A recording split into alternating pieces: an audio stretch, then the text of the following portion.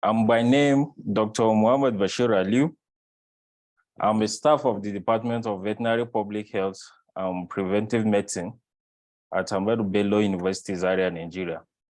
So I'll be moderating this session in which I'm a specialist in veterinary epidemiology and an enthusiast of animal welfare. I would like to introduce our next speaker, who will be speaking on our fourth plenary talk, the person of Dr. Jeremy M. Marchant, who will be speaking on the topic, understanding and applying behavior to increase animal welfare and productivity. I would like to give a brief biography of our speaker.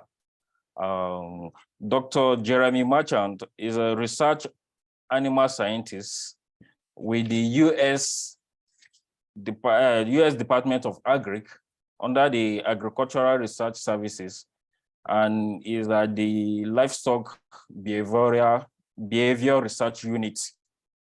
He's based in West Lafayette in Indiana. Dr. Jeremy, for the past 32 years, has been researching on welfare and behavior of pig and dairy cattle. He did his PhD on the gestating sow welfare at the University of Cambridge. And he has also worked in the UK for over 11 years, and also in the US for over 21 years. He has research stays in Denmark and Canada.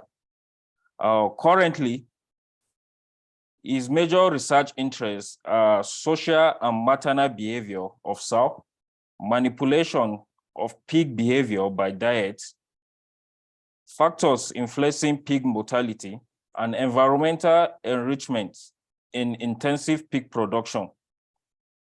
He also has major interest in development of novel indicators of animal welfare, and is actively engaged in interdisciplinary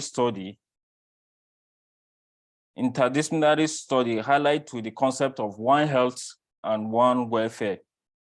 He is the author and editor of 4 books and 250 referred articles and abstracts on farm animal welfare.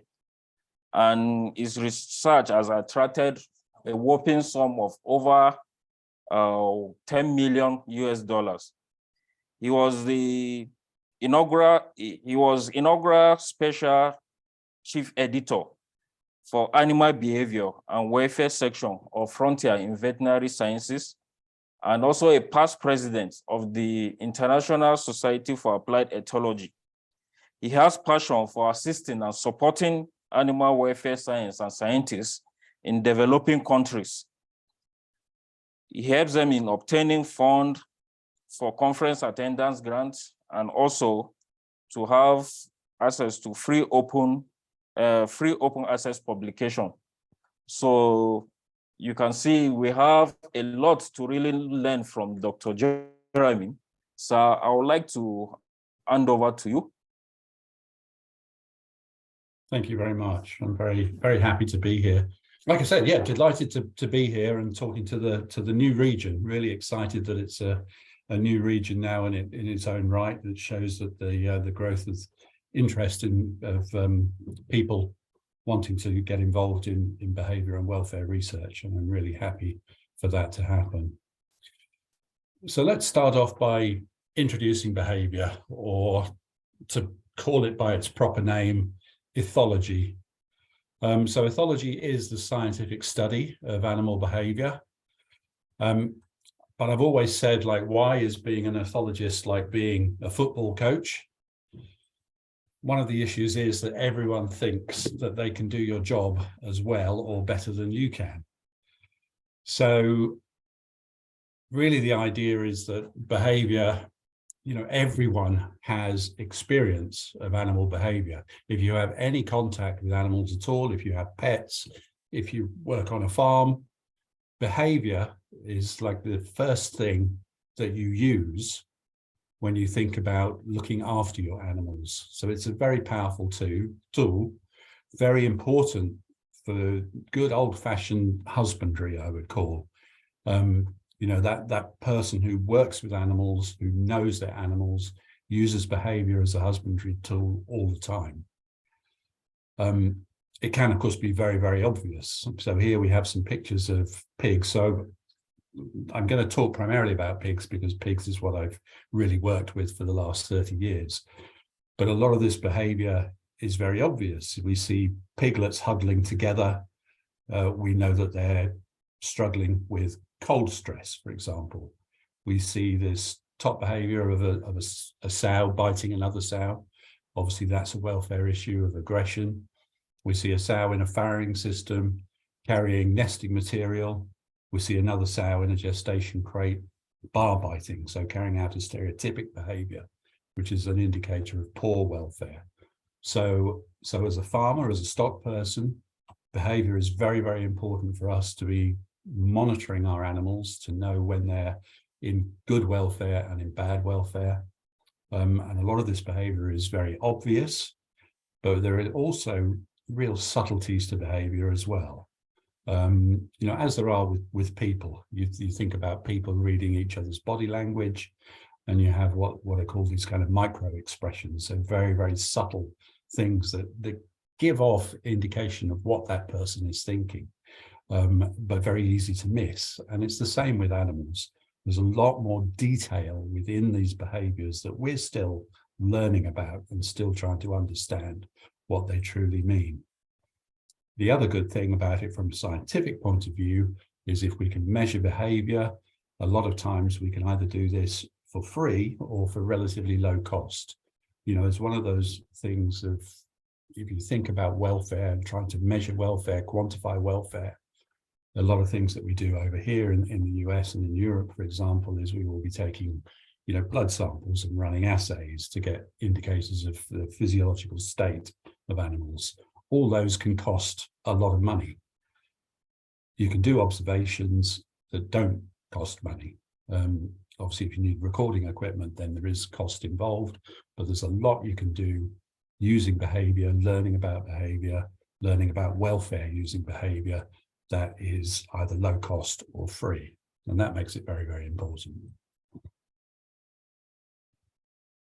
So it is this scientific discipline in its own right, just as there are other parts of animal science like nutrition, genetics, veterinary medicine, precision livestock farming. So animal behavior is that scientific discipline in its own right. And very often it can play back into all these other disciplines as well. And if we think about in my introduction, you know, I really like multidisciplinary, interdisciplinary studies. And a lot of times animal behavior can feed back into other areas of animal science and veterinary medicine to get a better understanding of some of the results that are coming from the experiments that these other scientists are carrying out. So let's define behavior. In terms of a definition, it's the actions and reactions of whole organisms, what that whole organism, what that individual animal does. So by definition, we are talking about the whole animal. It could be its interactions with its environment, its interactions with other animals within that environment, either same species, same maternal behavior there with a ewe and her lambs. And of course, it can be interactions between different species. Why would we want to study it? Well, firstly, because it's just intellectually interesting, intellectually challenging. It can be very definitely practically important. It can have direct applicability to human well-being. My introduction again said I'm interested in things that are to do with one health and one welfare. You know, this idea that the health and welfare of humans is interrelated with animals, is interrelated with the environment. So all of these things are important. Animal behavior is very definitely part of, you know, example here, biomedical research. This is Joe Garner and Brianna Gaskill, who've both been at Purdue University, which is where I'm based, in the past. Very interested in lab animal behavior in terms of, you know, drug development for humans. So animal behavior plays a role in that, directly applicable to health and welfare of humans. maybe a bit more indirectly, farming methods, you know, for us to, in order for us to meet that growing demand for animal protein, for example, and to feeding the growing population of the world, animal behavior can be an important part of improving the efficiency of our animal agriculture, for example. And of course, it is very, very much directly applicable to the well-being of those animals, not only farm animals, but also wildlife, lab animals, zoo animals, companion animals. All of these things can be important.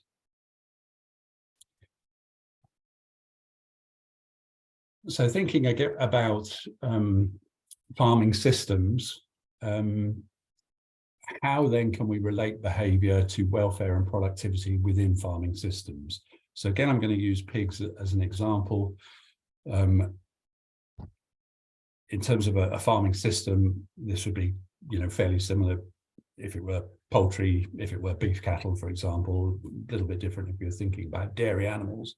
But effectively, you have on the one side, you have your breeding herd or flock, and then you also have your slaughter herd or flock.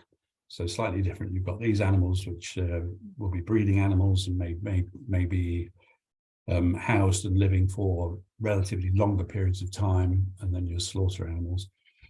And each of the farming systems that we have, whichever species, you know, will usually be rotating animals through different parts of that system. There might be a lot of mixing going on at various times, transportation, a lot of elements that will impose stress upon the animals that we have. And we can use behavior there to figure out how best to mitigate some of this stress. How do we design systems to reduce the stress within the systems? And so animal behavior is one of those very important tools for us to be able to modify and modify how we keep our animals to maximize both their welfare and also their productivity. So usually when I think about welfare of any farm animal, a good starting point for me is to think about how does whatever commercial production system I'm looking at, how does it relate to what would be natural for the animal within that housing system? So here we've got a picture of obviously a couple of commercial systems which are quite different. The bottom picture is a commercial system in Arkansas that I've worked on, outdoor pig production system.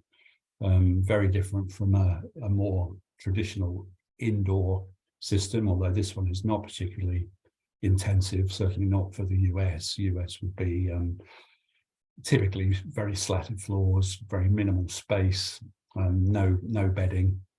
And so this is not really a typical representative US system. And then, but any system that we're thinking about, how would that relate to the natural situation? With pigs, we're very lucky because we can go back to their natural ancestor, which is right there, and is still able to be studied in terms of what it is. It's the wild boar. And so when we think about the natural behavior of the wild boar, you know, we want to take a step back and see what the ancestors' behavior is like. And I mean, this is applicable to whichever species, whichever farm animal species we have. And so the wild boar, they live in family groups. So 2 to 4 adult females, and these would be related. It'll either be a mother and daughters, or it will be sisters or half sisters. And then within those associated with, there'll be unweaned juvenile pigs and maybe some sub-adults from previous litters. So it'll be small in group size, it'll be varied in group size, and they'll be related. Boars will only associate with these female groups during the breeding season. That actual group size will vary according to the season of the year and available resources. Those family groups will distribute around resources, and then the boars will distribute around the groups. Within that group, the sows are going to be dominant to all other members, and the sows will very definitely be dominant to juveniles within the group. overt aggression in core groups is really rare. Dominant sows will just displace subordinates from choice feeding sites, but they won't have to fight or physically interact with those sows with subordinates to displace them. When it comes to giving birth, the wild boar sows will isolate themselves to give birth. They'll stay away from the group for a little while, and then they'll gradually introduce that litter into that social group. And weaning takes place sort of at about 3 to 4 months, and is obviously very gradual in terms of time frame. Between the groups, they have home ranges, so they don't have territories as such. They don't defend a territory. They have home ranges, and these home ranges for different groups can overlap, but the groups won't fight each other to defend those home ranges, and the groups won't interact, basically. And so we might think, well, where is the relevance for that? You know, because we're not really talking about the same animal. Obviously, the domestic pig looks quite different from the wild boar.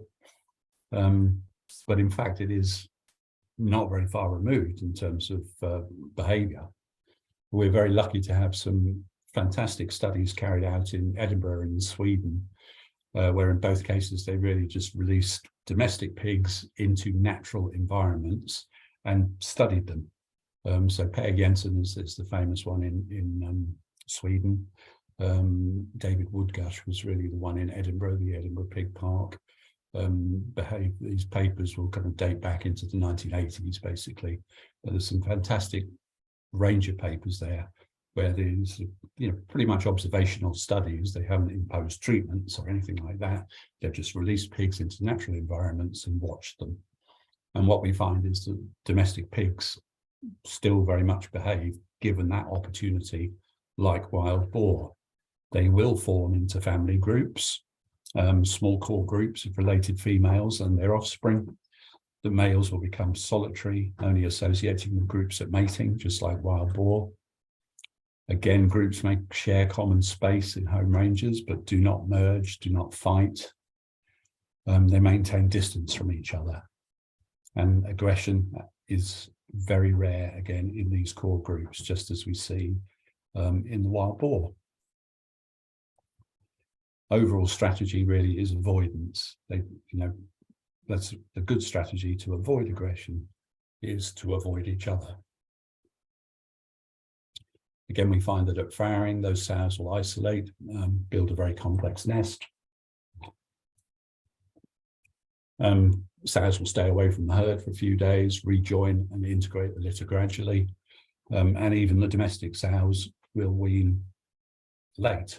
I mean, there's variation with it between individuals, but weaning typically gradually again until complete at around 9 to 17 weeks of age. So the behaviour is really quite conserved, I guess would be the word. You know, the behaviour of the domestic pig is very conserved relative to the wild boar. Another big difference is this is work with from the Edinburgh Pig Park in terms of the natural situation, and then more indoor type studies. When you think about what does the domestic pig get up to during the course of the day, well, again, given the environment, if it's in a natural environment, you can see that they spend an awful lot of time active, grazing, rooting, walking, engaged in, you know, positive social behaviours, not negative social behaviours, and very little time inactive. Whereas you compare this to the typically more intensive house systems, 3 different studies, quite similar. They're spending, you know, 70 to 80% of observation time lying inactive. So very different. And so when you think about it, we've got a lot of contrast between what is natural and what is farmed. When you think about group size, natural, we have small, farmed. I mean, they can be singly housed if they're sows housed in gestation crates or in farrowing crates for a while, but they can also be in very, very large groups. You think about social structure, it's really quite stable within the natural environment. it can be relatively unstable in a farmed environment, with a lot of mixing going on, unrelated pigs, related in natural, variable in farmed. Obviously, there are some related pigs within on a farm, but there's a lot of mixing with unrelated pigs. Naturally, that group has a wide age and size profile, which is quite important when it comes to that social behaviour and aggression again. Well, in a farm situation, we very definitely, apart from farrowing and lactation, where you've got a mother pig and her litter, at all other times, we're really keeping ages and sizes of pigs together. So we have very narrow profile, which has implications again for aggression. If you've got pigs that are very wide in size, if you're very small and you come up against a very big pig, you're not going to fight because you're going to get beaten. Whereas in a farm situation where you've got pigs of all the same size, fighting happens as they try to gain advantage because they cannot tell without fighting whether one is going to have an advantage or not. Space is a big issue. In a natural environment, we have that relatively unlimited space. Wherever we have farmed pigs, we have restricted space. Even to some extent in outdoor systems, we do have some restrictions relative to what they would have in a natural farming, in a natural environment. That behavioural repertoire, naturally, it's very, very complex.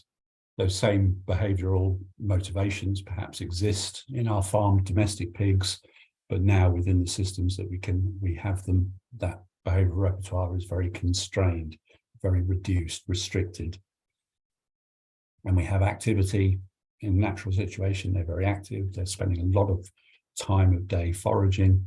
In a farm situation, they're spending a lot of time inactive because there's not anything to do.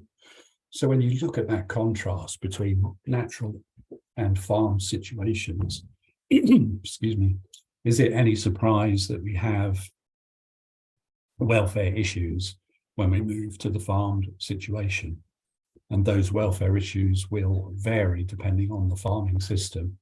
But in general, I would say, not just for pigs, but for other species as well, the more intensive the management system, the greater that alteration of natural behaviour, the greater the welfare challenges. And another thing to think about is potentially the greater the public disapproval as well. And when it comes to sustainability of livestock injuries, livestock industries, if the public doesn't like what you do, they're going to put pressure on you to change. So here's a picture of this is the Swedish pig park. That's the type of environment they were in. This is very typical of UK production. We have a lot of our pig production outdoors. Again, this would be very European with a lot of straw. And then we'd move to the more kind of intensive North American type systems where we get away from bedding, still some ability for pigs to move around, but still within the US, we have a lot of, gestation crates where the sows are housed full time in close confinement systems like this, which is one very definitely that the public does not like. And so not surprisingly, as we move down that intensification, then we're going to get more and more kind of welfare issues because we've got greater and greater constraint on that natural behaviour of the pig. So lots and lots of welfare issues in intensive pig farming, poultry farming, and dairy farming. I think the beef industry in most countries is still relatively extensive, although of course in the US again we have feedlots where we have beef cattle that are finished and not housed. I mean, they're still outdoors invariably, but they are now in large groups in very close proximity with not a lot of space. So we do even have intensification of beef industry within the US as well. But major welfare issues within the swine industry are multiple, and a lot of these depend on that housing and the type of system that we have. In some cases, behaviours themselves are very definitely indicators of poor welfare, like tail biting, as we see in that bottom picture. But their behaviour then can also, you know, a lot of these husbandry type things that happen, weaning, for example, will lead to damaging behaviours, can lead to damaging behaviours, very, very stressful time, because invariably in the US, for example, we'd be weaning probably at about 18 days of age on average, 18 to 21 days of age. And we saw from that natural behaviour that it's usually very, very gradual and happens very late relatively. Weaning in commercial practice is abrupt. The piglet is removed from the sow, it's moved to another building, it's mixed with unfamiliar piglets, and it goes from its lactate from milk diet on the sow to a solid feed all in one go. So is it any surprise that we have major welfare issues at weaning when we're doing all these things that go against that natural behaviour of the pig?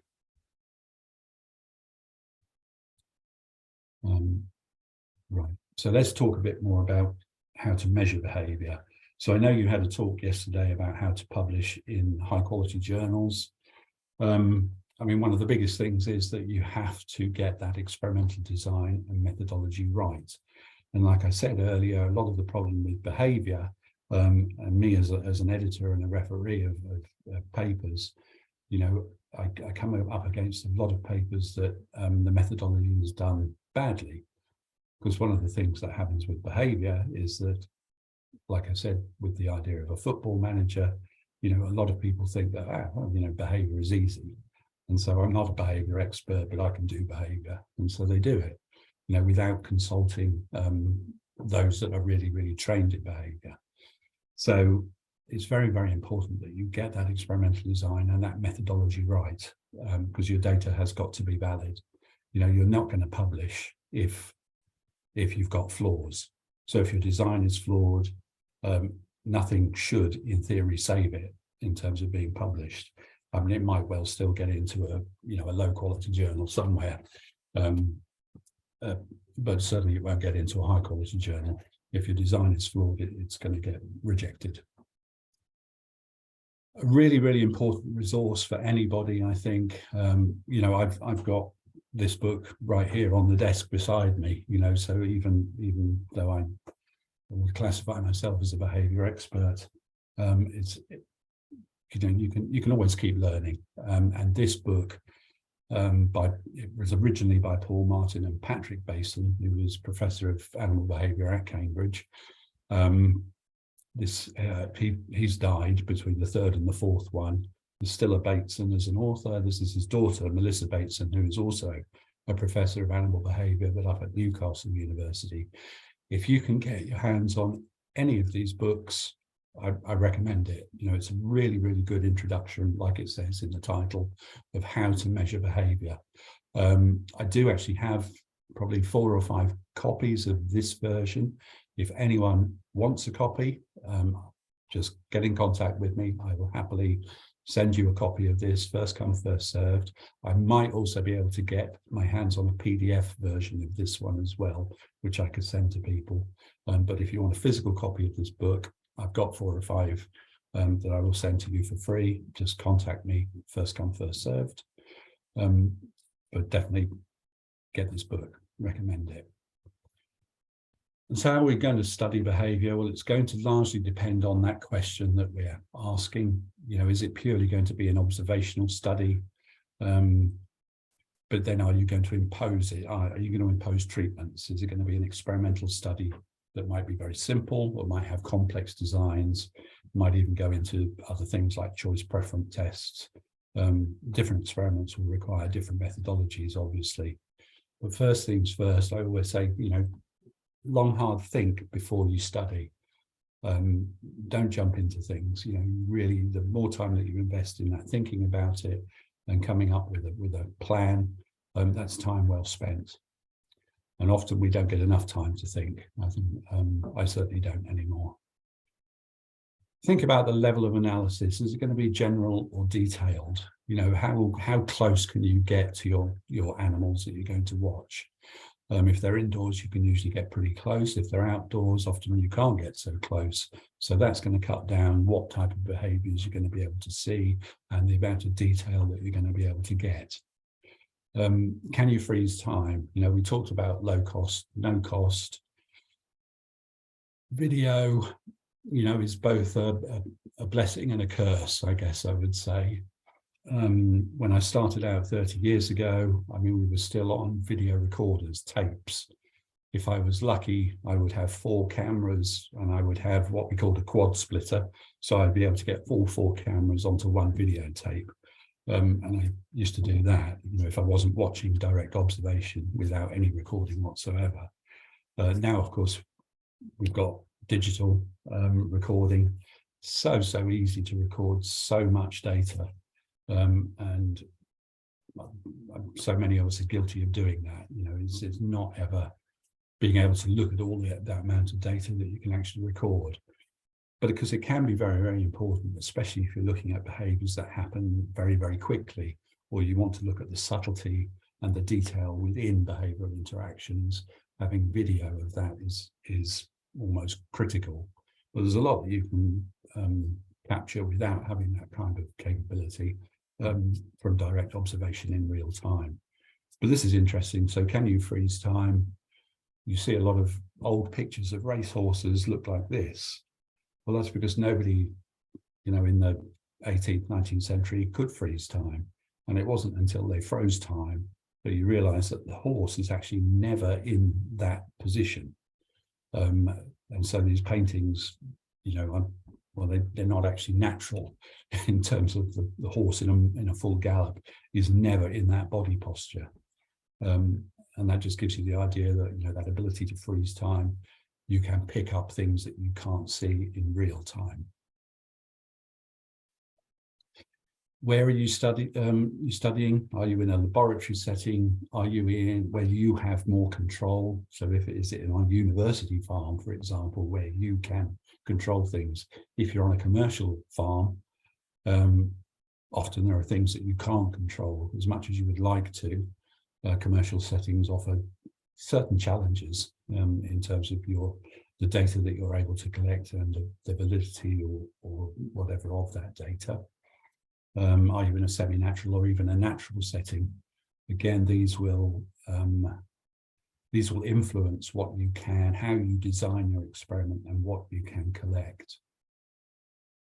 You think about when you want to observe, you know, think some about the natural behavior pattern.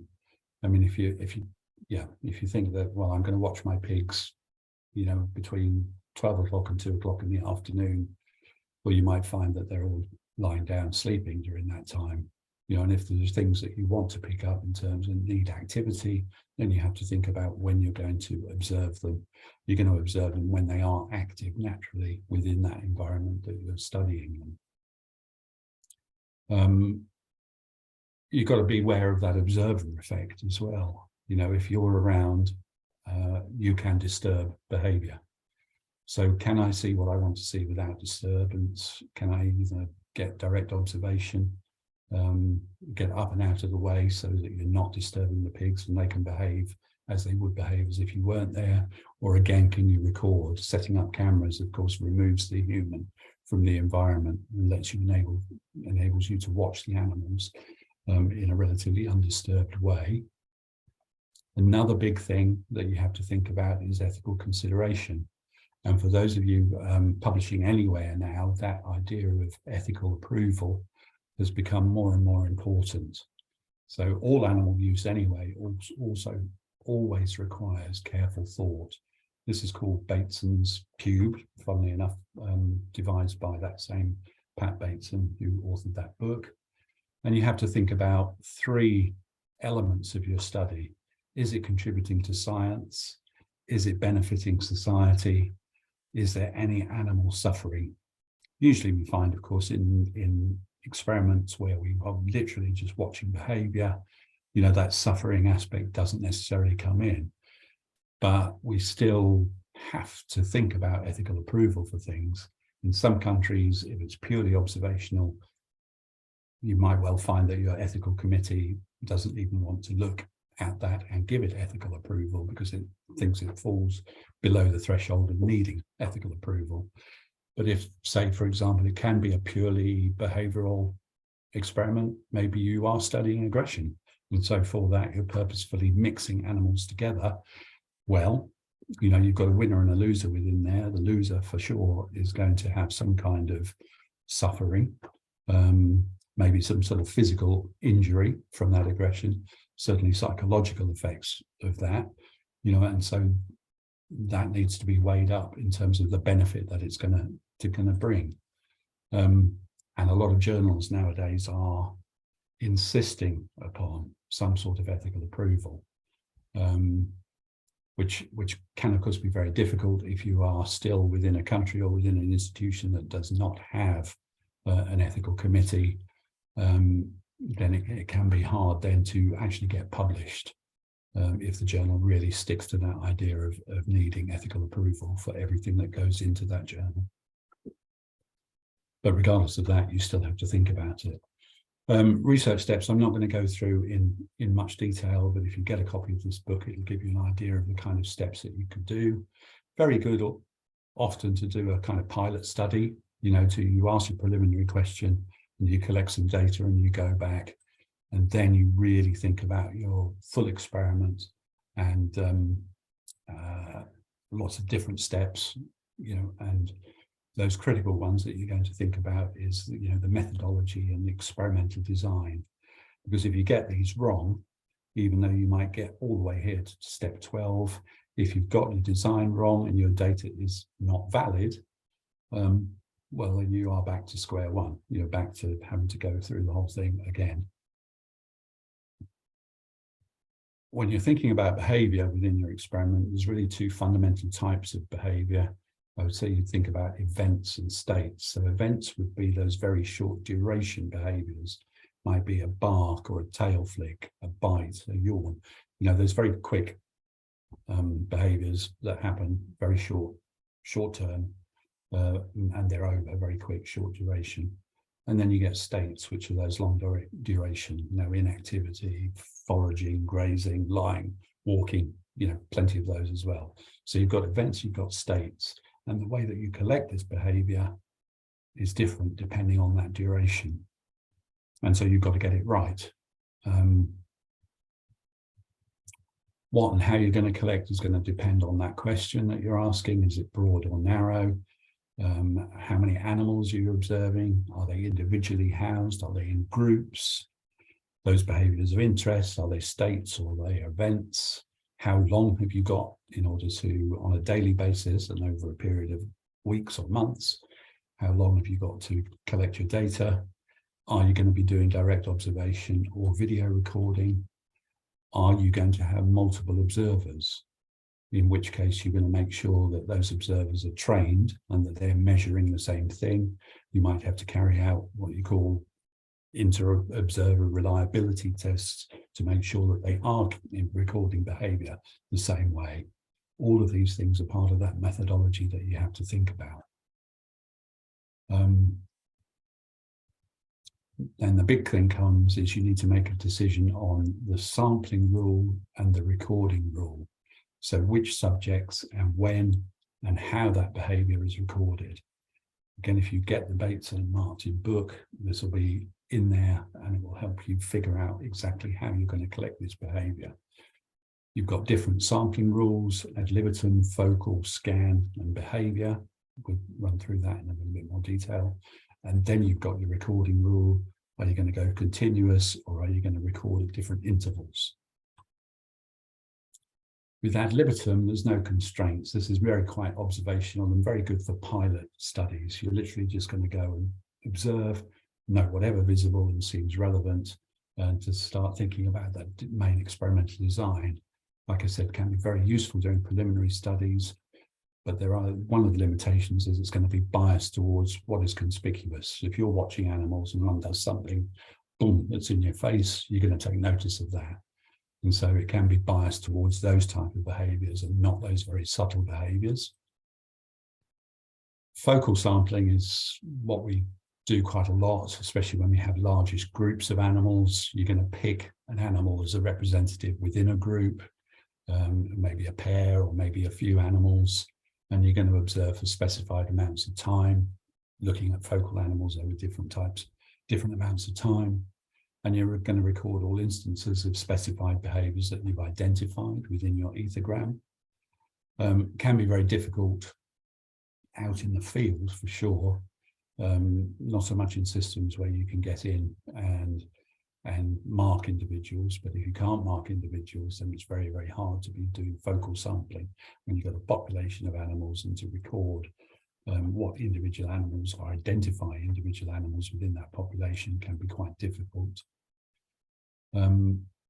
Scan sampling, that's going to look at all the animals within a given group at regular intervals, give you an instant snapshot of behaviour. Again, you're more likely going to need to identify individuals, and you can do this by either marking the individual with, stock marker with a paint or something like that, or with different coloured tags so that you can identify individuals within a given group. Particularly good for states and not very good for events, which again we'll cover in a little bit more detail in a few slides' time. Sometimes you don't want to know what an animal is doing all the time, and you're only really interested in a particular behaviour. So behaviour sampling, you'd be focusing on something like, aggression, feather pecking, play, and you're looking at the behaviour, looking for the behaviour within a group of animals rather than individuals. So it doesn't matter who's doing it, it's the behaviour that you're interested in. And you record each occurrence of that behaviour. But of course, when you've got a lot of animals, it can be very, very difficult to keep an eye on everything that's happening if you're doing that direct observation and not recording. Then you get to recording rules. Again, this is going to depend on all those things, how many observers you have, how many amounts of time, if you're video recording or not. You could do continuous recording, and you're looking at each occurrence of behaviour that is recorded. You might only be interested in particular behaviours, but you're still recording everything that is going on. And there's a behaviour of particular interest. You can look at the frequency. If this is your whole behavioural observation time period T, frequency was that behaviour has been carried out 4 times within that time period. Total duration, you can add the length of those behaviours together. Number of bouts is 4, that mean bout length you can work out. And you can work out the proportion of time spent doing that particular behaviour. But continuous recording is quite tricky and quite time consuming. So quite often we move to what we would call, go on back, kind of interval sampling. You've got different sample points. You might be doing this instantaneous sampling. What is the animal doing at the instant of the sampling point? So you might think, I'm going to look at behaviour every 5 minutes, for example. 5 minutes comes along and you record what the animals are doing. 5 minutes goes past, another 5 minutes, boom, snapshot of time, look and see what they're doing, and you record the behaviour at those time points.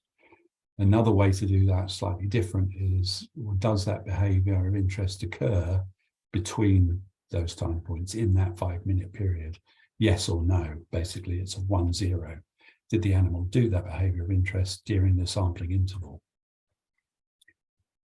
And so that idea of states and events and how accurate these different sampling methods are, recording methods are, will depend on the type of behaviour that you're looking at.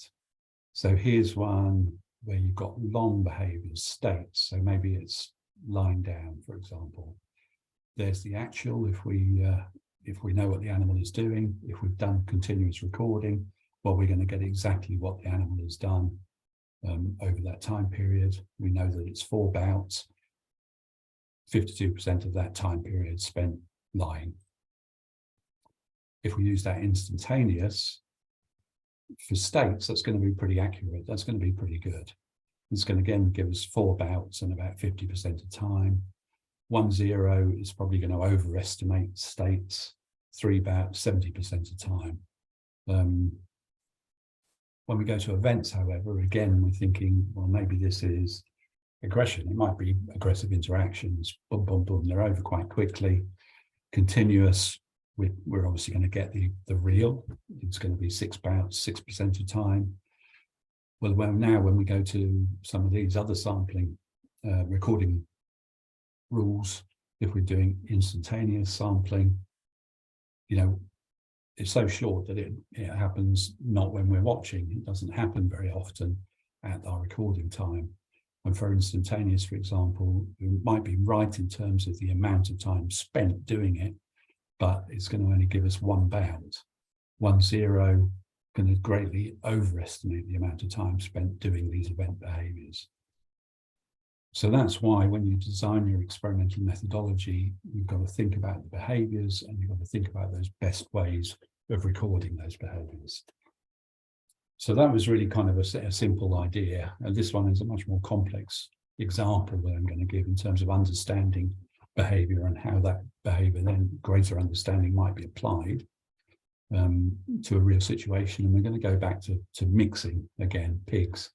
So wherever we have pigs, whenever we mix, you know, contrasting with natural behavior where we know we don't get aggression because they don't come up against unfamiliar pigs. When we mix unfamiliar pigs together, we get aggression as they fight or engage in aggression to establish that social hierarchy. So aggression is a big issue within pig production.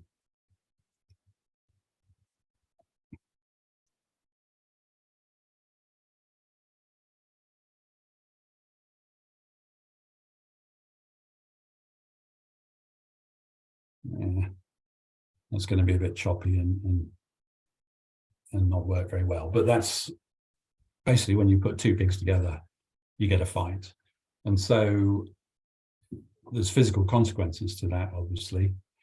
If all you were interested in was amount of aggression or number of fights, it's actually been shown from experimental studies that you don't need to record the behavior, that you can in fact get a good indication of the amount of aggression that's happened just by looking at the impact of that aggression after it's happened. So if you count the amounts of scratches on pigs, that gives you a good indication of the amount of aggression that individuals have been involved in. And so that could be a very crude or kind of proxy measure of aggression, is just to look at skin lesions after the event. What I've been more interested in is that subtlety within that aggressive interaction. You know, how is that aggressive interaction happening? What kicks it off? What stops it? You know, because this might be, if I can influence either of those, I might be able to design systems or work within housing systems to reduce the amount of aggression that happens. So we looked at 4 different scenarios. We looked at mixing pairs of pigs, and we looked at mixing a group of 3, an already established group of 3, with another group of 3. And we did that in an indoor, space limited situation. And on that outdoor unit down in Arkansas, we did it in a paddock, basically. And so we look at pairs of pigs, and we look at those subgroup where we've got 6 pigs in total, a 3 and a 3, and we look for similarities and differences. What we find in all, so we carried out 47 different mixings. In 45 of these, we got aggressive interactions, but in 2 instances where we just mixed 1 pig with 1 pig outdoors, they didn't engage in any aggression whatsoever. We look at those at the detail within the aggressive interactions, looking at knocks, bites, and pushes, and we find that within indoors, and indoors it's higher. In a group situation, we get lots and lots of aggression in an indoor group. You know, compare that to the outdoor group, we get considerably less. Again, we get more in the indoor pair compared to the outdoor pair. This one's a little bit more complex. So green are the indoor pigs, blue are the outdoor pigs, and this is just looking at those group situations where we've mixed 3 and 3. So when you've got 6 pigs in a pen, you've got 15 different pair combinations. Because we've got subgroups of 3 and 3, between the subgroups we have 9 different pairs. Within the subgroups we have 6 different pairs. I don't know if that's clear, but basically then what you see is when you're indoors compared to outdoors, you've always got more aggression happening indoors. And, you know, we've got aggression, we've got very, very brief boom, boom, boom, you know, interactions, a bite, a single knock, a single push. Very rare, well, not very rarely, but it, you know, it takes a lot for pigs to engage in what we really seriously call fighting, where we've got reciprocal and long duration aggression happening, and that would be fighting. And what we find is that in limited space, we've got a lot more interactions between pairs of sows. We've got aggression, 8 of 15 pairs getting involved in aggression indoors, 6 of 15 pairs getting involved in aggression outdoors. Fighting, 4 out of 15 indoors, only 1 out of 15 outdoors. So less aggression outdoors, which is probably not surprising because we've got so much space outdoors. Then if we break that behavior down even more, and we can really look at those individual behaviors within that aggression, within that aggressive interaction, we can look at all these separate behavioral actions within that interaction as a whole and look at those and code those. We get things like, you know, anogenital nosing, bite, follow approach, knock, mount, nose to nose, no response. So we code all this behavior and then think about our interaction as a two-way interaction or action reaction. So one sow would be black behaviors, the other sow would be blue behaviors. So here, for example, if we look at the sequence, if one sow engages in nose to nose, and this sow doesn't respond, this sow pushes, that sow pushes back, this sow bites, push back, bite, withdraw, follow, withdraw, you know, and so on. So you get this pairwise interaction. And then what you can do, so you've got reaction, action, reaction, and then you can look statistically to look at those pairs of behaviors and see what might be expected if each behavior is random and what happens in reality. So do some behavioral pairs show up more than you'd expect? Do some behavioral pairs show up less than you'd expect? And you can look, you know, in both directions, forwards and backwards. And this is the kind of data set that you got, and I'm not going to go through that in detail. But you can see it's very, very complex picture. So behavior can be quite simple, but behavior can also be, if you look for the detail, it can be very, very complex as well. But the keys that you can pull out of this, and this one is looking at, so when an interaction happens, you want that interaction to end, which is break. So what happens for an interaction to finish, to end, to break? And this is looking at the percent of times that withdraw, so one pig withdraws from the other or one pig walks away from the other, is followed by break.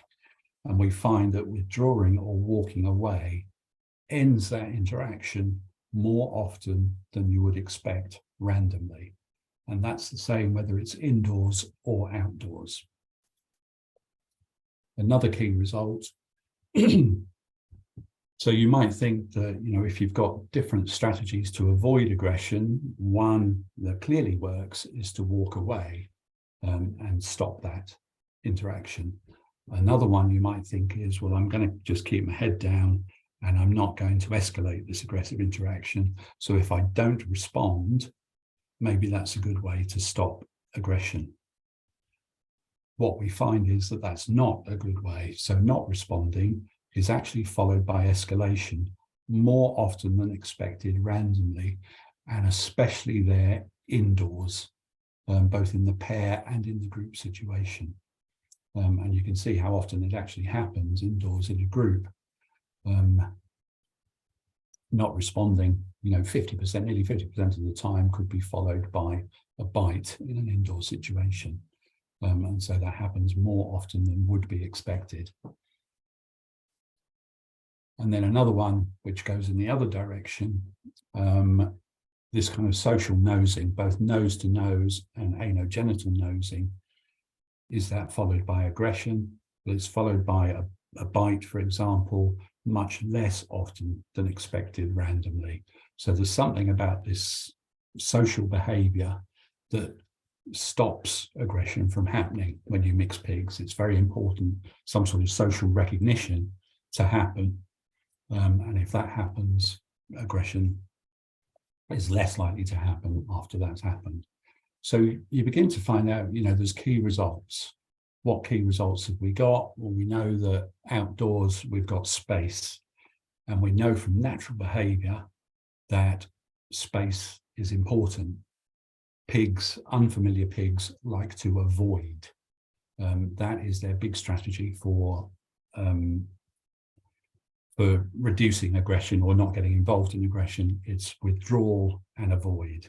Of course, once you move to an indoor system for farming, you've got limited space, and so how do you design that space so that your pigs are still able to behave in a way to reduce that aggression? There are ways to do it. So directly relevant to this, this was work we did at Cambridge a long time ago. It was a dynamic housing system, so we were constantly mixing groups of sows into this system. And one of my colleagues, Mark Kennedy, did an experiment whereby, we had a pen within a pen.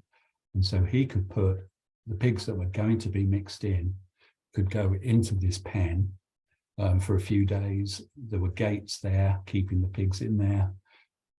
But between those gates, these pigs can do this interaction. They can do that nose to nose. They can get involved in some interaction without fighting. And then when you subsequently open those gates and mix those pigs in, it greatly reduced the amount of aggression that happened within that pen compared to if you just put a new group of sows straight into the pen. On a bigger scale, the other picture down here, let's go backwards. The other picture down here shows how you can change the interior of a farming system. So you can build kind of sub pens, if you want to, within the pen, into which you could introduce a group to give them that kind of home feeling. That will reduce aggression. There's also solid walls. So even though you haven't got the ability to run off into the distance and withdraw to reduce aggression, you can actually just nip into one of these and go behind a solid wall. And we know, again, from research that will work to reduce aggression. So this is really just an example of, the more information that you can collect, and you can use that information, that behavioral information, to think about welfare within a system, and then you can tweak the system so that it better meets those behavioral needs of the pigs, or better, thinking about that natural behavior and how can you design the system to incorporate more of that behavioral repertoire and let the pig, the chicken, the cow behave more like itself, to a way that will maximize the welfare of the individuals within that system, and always potentially the productivity within the system. So that really, I think, is about it. Take-home message. I would say it's critically important to learn that natural behavior of the species that you work with. Collecting behavior is not always as simple as you think it is. Special advice should be sought. Arm yourself with that book and gain knowledge on how to record behavior well.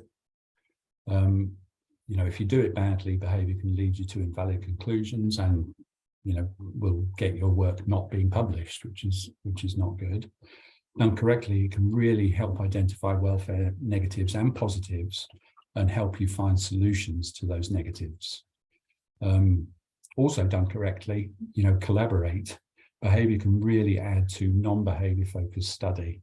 Like if you've got colleagues who are nutritionists, for example, if you then incorporate feeding behavior into a study like that, you can help them with the interpretation of their data. And you can maybe get a publication yourself out of it as well. So collaboration is good with other animal scientists, veterinarians. And for me, I think the greater the detail, the greater the reward. It's all good and well to look at behavior generally. If I look and like I've shown you there, just measure aggression, I can look at it very crudely and it gives me some information. But if I look at it more detailed, it gives me more information, and the same can be said about many of the behaviors that we want to record. And that is the end. So if you want a copy of Measuring Behavior, drop me an email and I'll happily put one of these. I think I've got 4 or 5 copies. I'll happily put one of those in the mail and send it to you for free. And with that, I'm happy to take Thank you so much. Yeah. Thank you so much, Dr. Jeremy. It was a very insightful. It was a very insightful presentation. In fact, I so much like your concept of interdisciplinary approach, because it kind of reminds me of, there was a documentary I was watching that has to do with, it was an crop farm, organic crop farm. So they released this number of pigs to the farm, and the rooting activity of the pigs really improved the soil quality and also the yield and quality of the agri produce. So it improved the welfare of the pigs, and at the same time, the farmers were able to make a lot of benefit. So in fact, there's a lot of aspects when it comes to improving planetary health.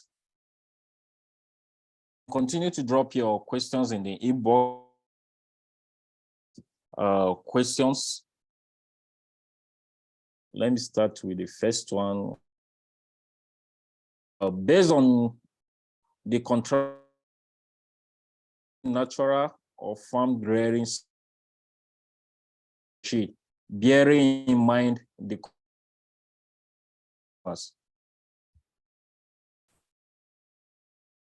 Yeah, I can read the question there in the chat. Okay, would you recommend natural farmed?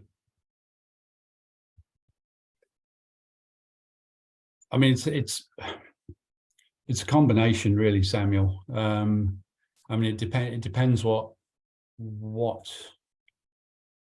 your benchmarks are, I guess. I mean, I've worked on quite different units. You saw the picture of that pig unit in Arkansas, for example, that I worked on with those outdoor pigs. I mean, for me, I mean, that's probably the best farm I've ever worked on from a pig welfare point of view. Is it, commercially viable? I mean, yes, obviously it's commercially viable within the niche that it exists. It produces very high-end, high-quality pork for a niche market. Is that going to feed the world? No. It's not going to feed the world. Is it good for the pig? Very definitely very good for the pig. But there are other aspects that drive farming. It's for the pig, for sure, that would be best. But other systems.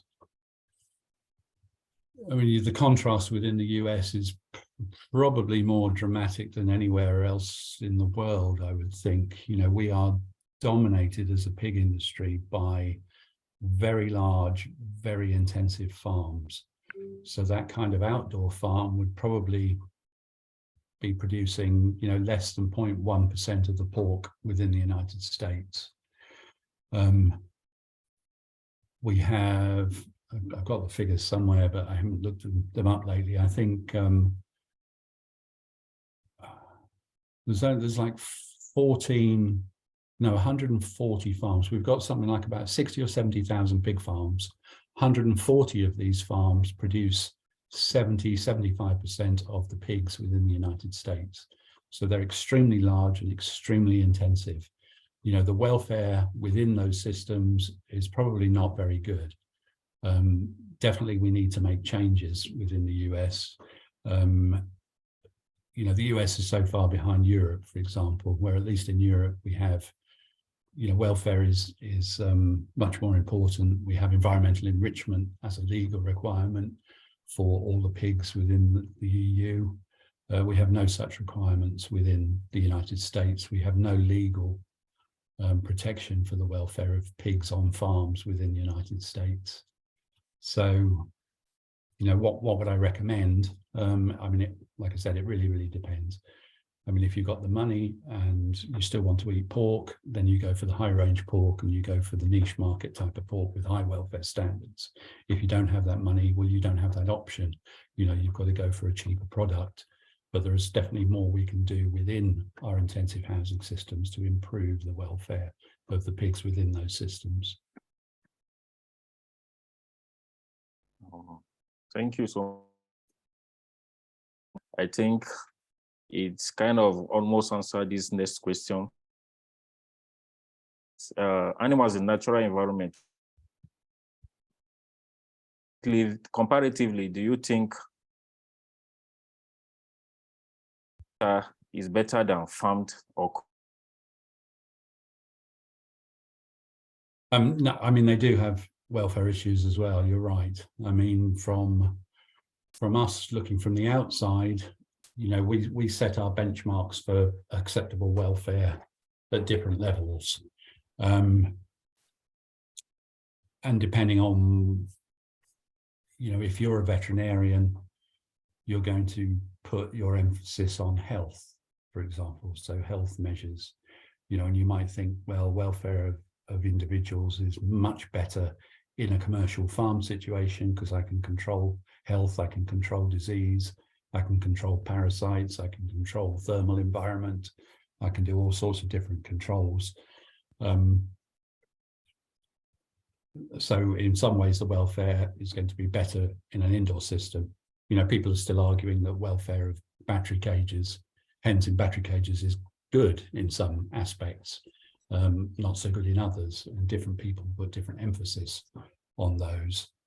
Do I think natural environment is I guess, what do you mean by natural? If you still mean farmed though, or not farmed? Yeah, I think farmed under More kind of extensive systems. Yes, free range. Yeah, I mean, I think generally it can be. I think generally. I mean, over here in the US, we still have arguments about the welfare of sows in gestation crates. So very, very close confinement system.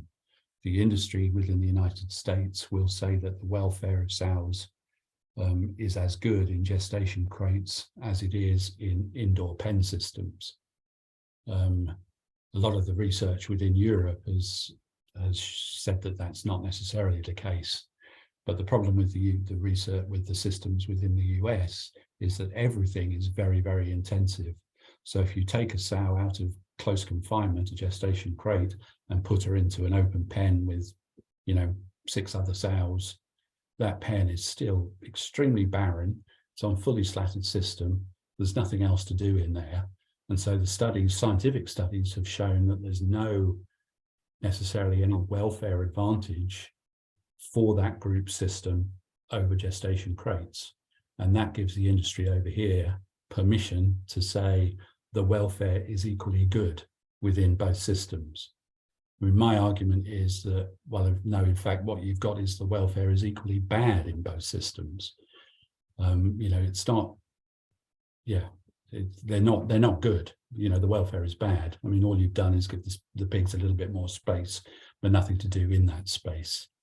So I would always say, you know, yeah, and the other argument for gestation crates is that one of aggression. And so I would always say that in general, when you move to a group situation, and certainly if you move to an outdoor situation, the welfare of the majority of pigs in that system is going to be better than if you're in an indoor intensive system.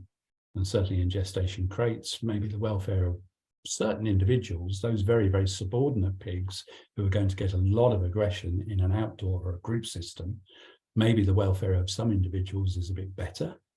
But generally the balance is, for me, I think my personal opinion is the balance, the more extensive, generally, the better the welfare, because it's giving the pig more control of its environment. It's allowing it to perform so many more of its behavioral repertoire, its natural behaviors. So I think the welfare is generally better in an extensive system than an intensive system. Okay. The next question is, using artificial intelligence identify animal behavior without or watching video playbacks? Yeah, it's a good question, Sam. Any of us who work in animal behavior have spent time watching video. It's what you start off doing, and anything that takes away some of that time has got to be beneficial. And I think there are certain things that it can be really useful for and is going to be useful for. But for me, it's still a bit like, the whole idea of precision livestock farming is that you're wanting to use it as a tool. You're not wanting to replace the person. For the farmer, precision livestock farming should be a husbandry aid. It should be a tool that helps you make decisions, but you're still the person. Similar idea, I think, with all the automated kind of behavior collection as well. I think a lot of it can be a useful tool, but I don't think there is any way to get that kind of detail that I've done on that aggression. I don't think there'd be any way to get that automatically, because again, there's subtlety, I think, and it still needs that human touch to be able to really identify some of the very, very subtle things. For the more general things, I think automation is going to help. And we've already got some of that capability for sure, and there's a lot of work going into that research-wise. And the other thing is going to be cost, though, as well. For those places that can afford that kind of equipment and that kind of automation, in terms of research, then that's all good and well. But there's still going to be plenty of places where you haven't got the funding available to be able to utilize that type of system.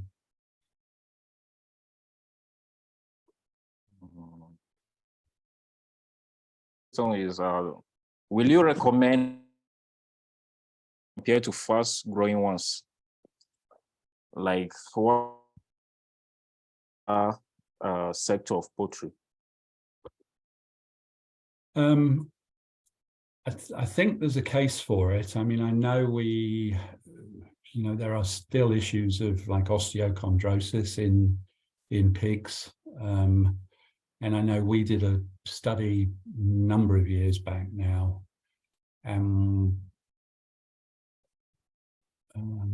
Just trying to think. So pigs, generally go off to slaughter maybe at around about 21 weeks of age, which is still relatively young and relatively small compared to, adult full-size pigs.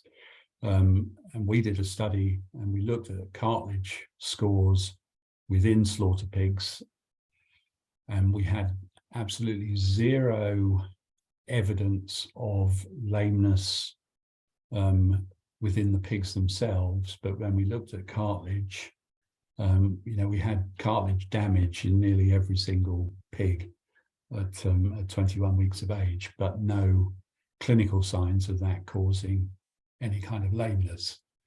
So therefore you might think, well, so that's quite different from poultry, where poultry have gone to such an extreme that, the number of the percentage of chickens with walking issues when it comes to slaughter time is high. We don't see the same with pigs, although we do pathologically see damage within the pigs. So I don't think we're quite there yet. And so I don't think we need to go down the slow growing route at the moment, but we wouldn't want to keep going down the faster and faster growing route like the poultry always has done. Thank you so much, Dr. Jeremy, for the wonderful presentation. I'll just take one or two more questions because of our time. And if you still have time to spend with us, probably during the network session, we can continue with further discussion. So I'll just take one more question here from Shion Ojelade. She wants to, okay, I don't know if that's the question. Can you suggest ways or apps to extract information from behavioral videos when dealing with large volume of recording? How is there anything that can be done to assist in the extraction of the data? It still requires a lot of person power. I mean, it does require person power. One of the big apps programs that we use is Noldus. We use Noldus Observer, but that's very expensive. I know there are definitely some, there's freeware that does the same, that is as good. But there's still no quick way necessarily to do that. It's still time consuming for you or someone to go through and extract information. Like I said, it's very, very easy to collect way too much data. And I think all of us are guilty of it if we have access to big DVR systems that, we do for sure. It's not unusual for us to have, a 32 camera system up and running and collecting, running 24 hours. It's all good and well. You can collect an awful lot of data, but it's, you then have to assign people and time to be able to go through it. What do you foresee as the future of animal welfare and behavior in terms of cage-free systems, assessment of positive affective states, rearing of animals on pasture, machine learning, the use of artificial intelligence in understanding maybe animal emotions and things like that? So that's a big menu of things, Sam. It depends in terms of where we are in the world. Cage-free systems are definitely on the way out within Europe for sure. They will be on the way out within North America. But at the same time, they're still coming in other parts of the world. So it really depends. I think eventually we will get to a stage whereby these types of close confinement systems have gone everywhere. But that's going to be a long time coming. Assessment of positive affective states, I think, is becoming, again, more and more important, but again, in different parts of the world. And that's going to keep coming as well. Use of slow-going animals is definitely going to keep coming. One of the biggest drivers for that is this global consortium for animal welfare. And so that's made up of a lot of big multinational companies, including Nestle, who I've been doing some work for. Sodexo, Aramark, big food service industry people. And a lot of these companies are beginning to look at how they source their animal products from a global perspective. And they're thinking, well, if we're sourcing them under these types of standards within Europe, why are we accepting product that is coming out of much lower welfare systems in other parts of the world? And they want to kind of unify their systems, unify the standards. And I know that that consortium at the moment has a big push on slow growing chickens as kind of one of their first things. And I think that's only going to spread. Rearing of animals on pasture. Again, in the long term, it's going to happen, but we're seeing such a battle with climate change. That's a big issue. And so sustainability is going to determine where our farming systems go. The global north is very much pushing, and people like Open Philanthropy are very much pushing for alternative proteins. And so again, moving away from livestock production to the production of proteins from other sources. But corresponding to that, the global south has got increasing livestock demand and is making a push towards more and more animal protein. And so we've got different demands from different parts of the world. And it's going to take a lot of years for things to kind of figure out where we are overall. Yeah. Thank you so much, Jeremy. Thank you for the wonderful presentation. And we'll continue the discussion during the networking session. Thank you so much for all you do for ISA and for the developing countries.